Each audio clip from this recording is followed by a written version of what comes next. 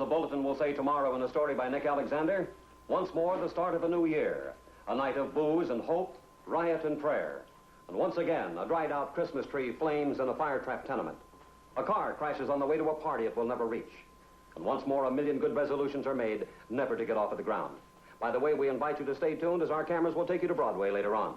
He's still talking, ma'am. Just a minute. Mr. Alexander on 3. Can it wait? I stole it twice already. Okay. Hi, honey. I know, Connie, baby, and I apologize on bending. Nick, we're on a deadline. Now save the slush for later. Look, Paul, consider what a favor I'm doing you by even Now, being you knock here. it off. Now get moving. Mr. Graham, your wife on 1. Helen, this is the 4th time you've called me. What do you want me to do tonight? Jump off a roof? Connie, will you listen just for a second, please? By 8 o'clock, you said you'd be getting your good night and coming to take me to dinner and then on to the party.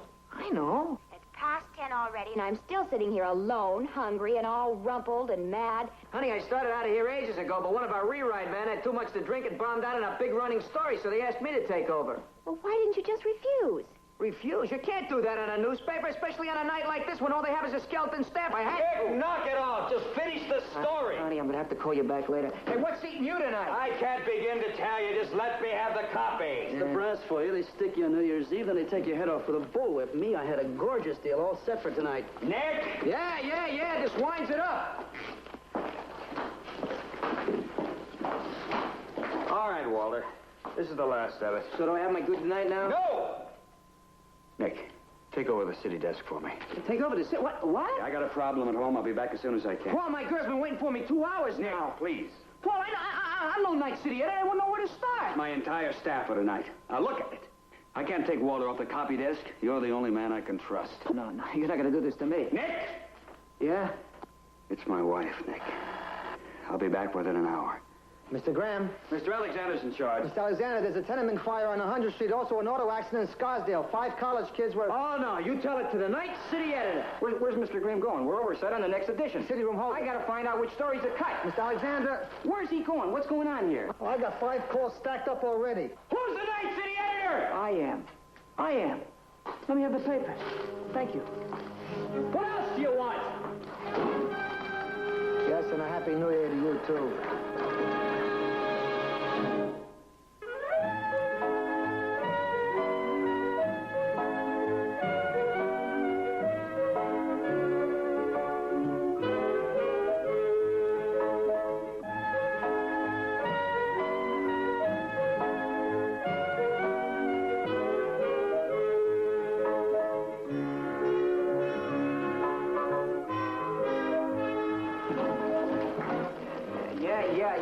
Yes, Kluge, I know, but you're the only cameraman I have on tonight.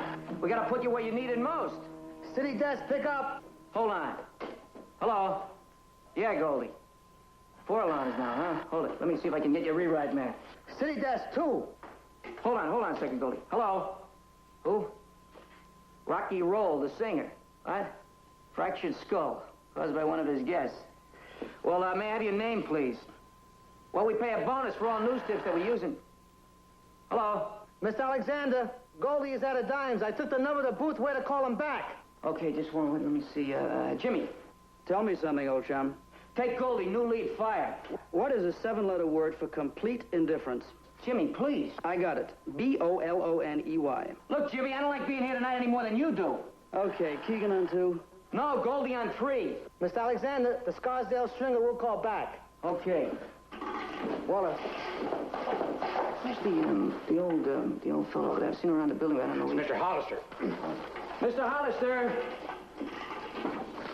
Are, you busy? Well, I was just working up a few items for my Friday pet column. Pet column? I like to keep well ahead. Well, could I ask you to drop the dogs for a few seconds and locate our entertainment editor? Delighted. And when you find Mr. Renzo, would you ask him if he knows anything about a character named Rocky Roll getting beaten up? Rocky Roll, the teenage king of the Canaries? Oh, I keep up with the news. Every department. That was Mr. Renzi? Renzo, yes, sir. What's the pet editor doing on rewrite? Comes in every holiday. Lets one of the regulars take the night off. Mr. Alexander, Miss Rockwell again on 1. Told her I'd call her back. Hi, honey. Mr. Alexander, it is now getting on to 11 o'clock, and all over the city, normal people, sensible people, are sitting down to celebrate. I thought you were going to call me back. Well, I was, honey, but a funny thing happened to me on the way to the telephone. I became night city editor. But don't worry, Paul will be here in a little while, and, Liz, I won't even bother to change. I'll just grab a cab and pick you up, okay? I went to considerable trouble to get us invited to this party. Top people of the UN will be there. It wasn't easy for a lowly assistant like me to get an invitation. Lowly?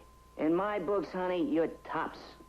We were supposed to meet Sir Robert at least an hour ago. Who? You call yourself a reporter? Sir Robert Tudor of the British delegation. He's only the man who got us invited to this party. Well, I beg his royal pardon. Listen, honey, I swear to you, the second Paul gets here, I'll be on my way. Absolutely. Goodbye. Don't do that. I'm just trying to tell you something, Alexander. Okay, and a happy new year to you. Now get back to the reception desk. I got Mrs. Graham out there, and howling blue murder. I told her Mr. Graham wasn't in the building, but she wouldn't believe me. You better come out there and talk to her. Mr. Alexander. Go ahead, Mr. Alexander. I'll cover for you. Well, thank you. Thank you very much.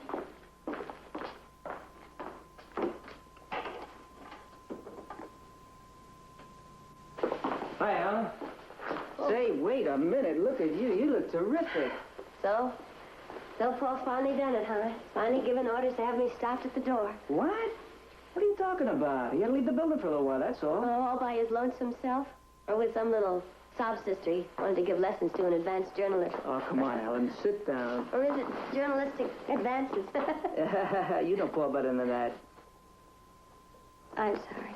It's just that on this glorious New Year's Eve when everyone gathers in love and joy, I'm left to spend it alone. Well, someone has to cover the debt. Get Christmas off. All right, but how is it? Not one solitary human being has asked us out this year. Not one person to say, you come along, Helen, Paul can join us later. Are we getting that doll? Is that why we're being kept out? Don't be silly. Or is it me that they're beginning to avoid? Helen. Love him, hate her. Nothing of the Isn't it a pity we can't have Paul to our parties anymore with that awful wife of his? Yakety, yakety, yak, the whole night. Will you stop beating yourself, Helen? Paul. And Paul's beginning to avoid me? As a matter of fact, Paul went home because he was worried about you. Don't scare me, the truth. The truth is he went home because he was worried about you. He cares very much about you. I wish I could believe that. I wish. Excuse me, Mr. Alexander. Can it wait? Mr. Granger calling long distance. Oh, please, don't go. Listen, you wait here. Paul will be here in a little while. All right? Yes. Okay.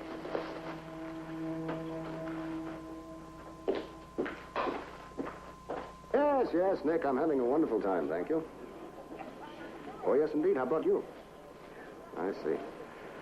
Well, I'm calling, as I usually do on New Year's Eve, to condole with the poor inmates who have been left behind. Tell me something, Nick. What are you doing in the city editor's chair? Oh, well, Paul had to step out for a minute. He asked me to take over. Oh, well, I'll give you my number. You have him call me when he gets back. Right, I'll do that, Mark, but he might be pretty busy for a little while. It might be sometime before he gets back to you. Nick, don't think that out of a misguided sense of loyalty you have to cover for him. Is he having trouble with his wife? Yeah, I guess so. Oh, I'm sorry to hear that. It's too bad what's happening there. It's one sweet mix-up. While Paul went home, she came here. She's still there? Yeah. Well, look, keep her there until he gets back, and when he does come back, tell him to take the rest of the night off and go somewhere with her. And who minds the store? Oh, you do? Mark, my girl's been waiting 2 hours for me to take her to a party. All right, Nick, relax. As soon as I hang up, I'll drive into town and relieve you. How long will that take? Well, that depends on the blizzard, kiddo. What blizzard? What blizzard? You mean to tell me that the acting night city editor of a great metropolitan newspaper doesn't know that a blizzard is sweeping Long Island? Get with it, Nick. It's no joke, Mark. I promised Connie. Mark!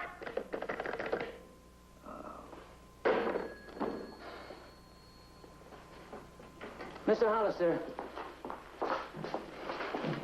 would you please call the Weather Bureau and get us a new lead for the blizzard? Yes, it just came over the wire, yes. I'll slug it. New lead weather. Well, thanks. And would you hold on the fort for me? Oh, delighted, yes, Thanks. yes. Boy? I know. But don't you understand? The world is coming to an end tonight. Yeah. Sharp on the last stroke of midnight. Oh, you better rush out an extra right away. Also, I should inform you. You better go. We'll be late for the extra. We've got to get right with it. Of course. Thank you, and good night. Happy Doomsday. Ira, where's Mrs. Graham? Oh, she didn't stay a minute after you went. Did she say where she was going? Nothing. Mr. Alexander, Yeah.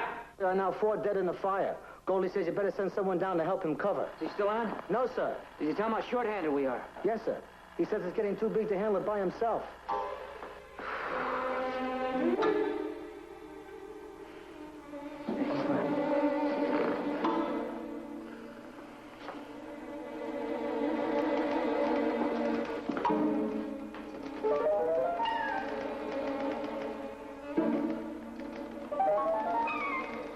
Oh, no, no.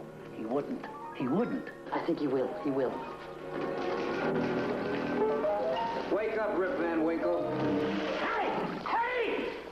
What's the idea, Nick? You're now looking at your new Night City editor now. Go dry your head and get up to West 100th Street and help Goldie with the fire. What fire? How'll I find it? West 100th Street. Just follow the flames and stay out of the bar. All right, take it easy. Come on, move now.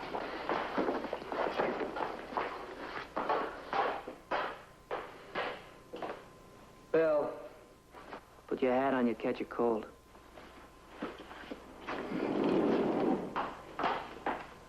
Connie, baby.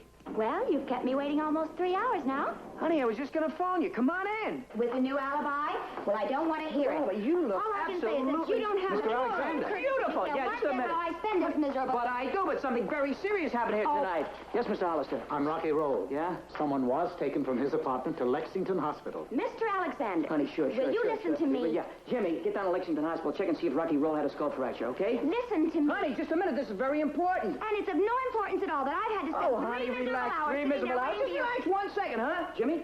Jimmy? Yeah? I asked you to get down to Lexington Hospital. Look, with the whole world like getting crocked tonight, who cares about Rocky Roll's swollen head? Jimmy, I'm asking. Anyhow, I was assigned to Honey. rewrite tonight, not to legwork. That's what Honey. the desk said. Well, the desk is changing your assignment. Are you Honey, because right now I'm the desk. Oh, be yourself, And Alexander. the desk is telling you to get up out of that chair. Now, you just wait. And go out and cover your assignment. Do I make myself clear, Mr. Sloan?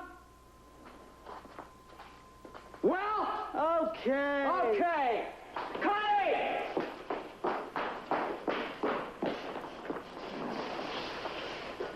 Mr. Alexander. Not now.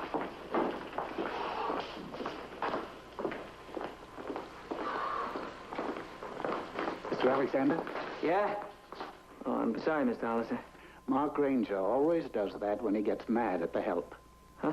Addresses them as Mr. He puts 1 million miles between them and himself. Believe me, I had no intention of imitating Mark. Hey, Nicky boy. Not now. There's a man wants to see you. Yeah, well, you tell him we have all the news we can handle tonight. You don't understand. This ain't no nut. Here's Mrs. Graham's father.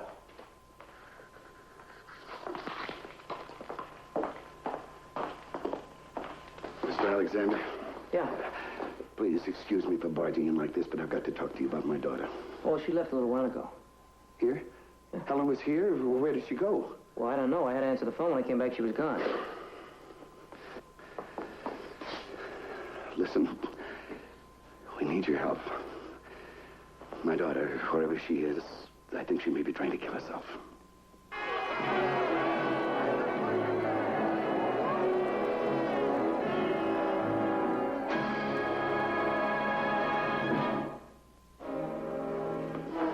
I'm sorry, Mr. Fredericks, but when I came back, she had disappeared. Sit down. Sit down.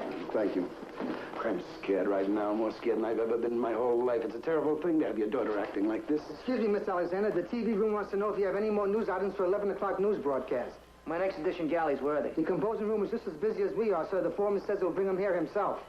You want some coffee? Want a drink or something? No, thank you. Yeah, Mr. Fredericks.